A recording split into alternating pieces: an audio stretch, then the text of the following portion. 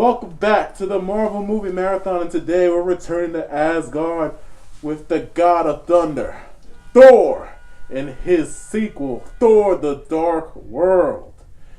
Now, before this movie came out, all the attention was basically on Tom Hiddleston's Loki. The character of Loki basically burst out of popular when he came to the Avengers, and people just wanted to know what happens next to that character. Thor himself, not so much. In his first movie, he did okay. He had an interesting character arc. He learned to be humble. But in this one, we learn about the damn Keebler elves who are after the ether. But in this review, I'll be calling it the Kool-Aid because I refuse to take anything the Keebler elves do seriously. So this movie starts off with narration. We get this epic battle, Lord of the Rings style, talking about how the Dark Elves wanted the ether to consume the 9 realms into darkness because reasons.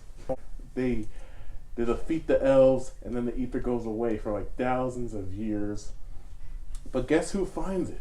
Remember Jane Foster from the first Thor movie?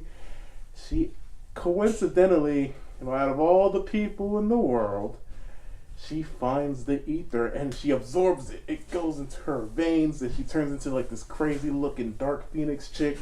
It's insane. And then when Thor hears of this, he springs into action, even though he didn't bother returning her calls for the last 2 years.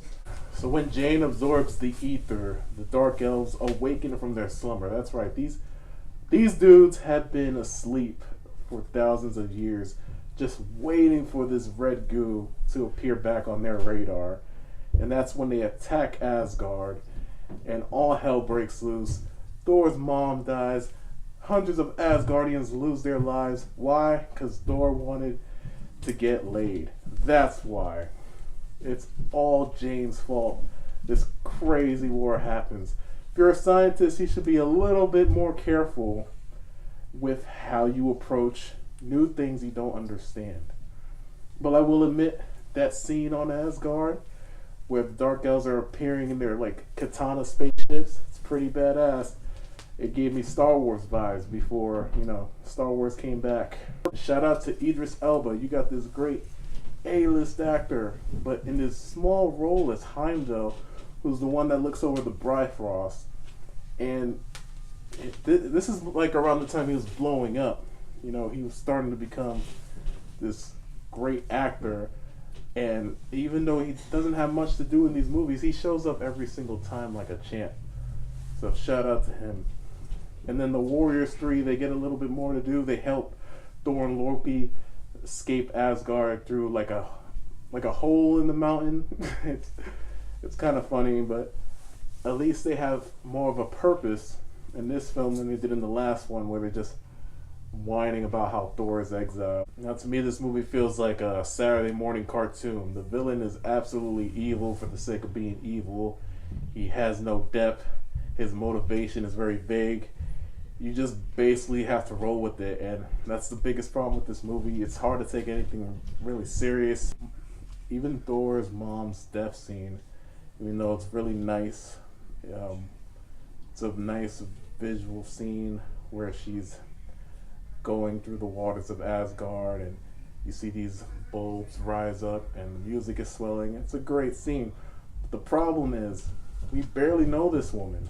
She's probably gotten 5 minutes of screen time across 2 movies, and the only reason we feel bad is because we feel bad for Thor. Compare that to the first movie where Loki tells Thor that Odin is dead because of his horrible actions on that frost giant planet. You feel for him. You see him reflect in that interrogation room, and that's a key part of why he becomes humble and he realizes that his actions were toxic. This doesn't hit like that because we barely know Thor's mom, but we know Odin a lot better. Thor's motivation in this film is just to get the ether out of Jane. It pales in comparison to like Iron Man 3, where we see Tony Stark come face to face with his anxiety over the Battle of New York, which was fascinating because we never seen a superhero really face PTSD like that before. But here, Thor just wants to get rid of the ether, and I feel like if Jane had nothing to do with it, Thor would be in this fight. It would probably be left up to Shield or the military. So he doesn't really get any development. But it's cool to see him and Loki team up briefly on the Dark World, which looks a lot like Kansas. Dark World is pretty freaking boring. It's just a deserted planet. And it's the title of your movie, man. It's like, I don't know. They feel like they could have come up with a better idea. The Nine Realms themselves, there's a part where you see them in little holes. They look like levels from a Mario game. You got the forest world, desert world, the lava world, the ice world. I want to see more of those worlds, but instead we spend the finale of this movie in London, which is like a huge mess. You've got the foot soldiers from Power Rangers just coming in on their goofy outfits, and they're disappearing left and right. You got cars floating, raining down. You got the military like shooting up these, creating forest fires. The third act of this movie is a mess, which is crazy because when I first saw it, I thought it was kind of clever. Like, oh, look at all these crazy, wacky things happening. But when I saw it today, it just felt like noise. It felt like a cartoon. It's just things are happening for the sake of happening. You're not invested in any of it. And then you got Jane's little side characters, which are more annoying in this one than they were in the first. Dr. Selvig comes back from the Avengers having his mind fried by Loki, and they just use him for some cringy ass comic relief, which sucks because, I thought that was a great character and I respected him, but in this one they just made him into the butt of a joke. Jane herself, she's just a MacGuffin. She's a plot point. In the middle of the movie, she actually falls asleep because I feel like she was bored about what was going on around her. She wasn't invested in it either. And it's just crazy to me because we learn at the end of the movie that the ether is an infinity stone, which I find hard to believe.